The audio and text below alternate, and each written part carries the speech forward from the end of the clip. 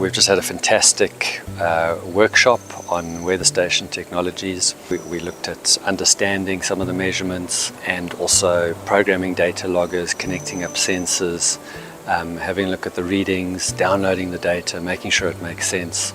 It was a real practical session with hands-on training. Yeah, the feedback is just that it's been really helpful and useful and interesting for people. The training was both theoretical and practical. We are so thankful to Campbell that they provided the equipment that were needed for the training. And I wish we could have more of this training and more of the technician being interested in maintaining and learning automatic weather station.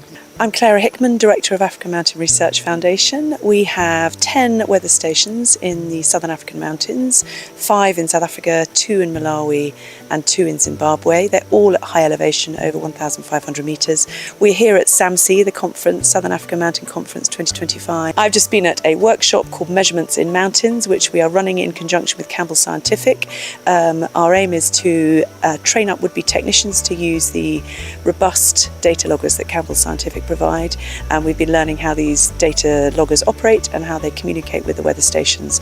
We need this kind of training so that we know that the data that is being collected is of high quality, and that people have the skills to be able to run the equipment and gather the data.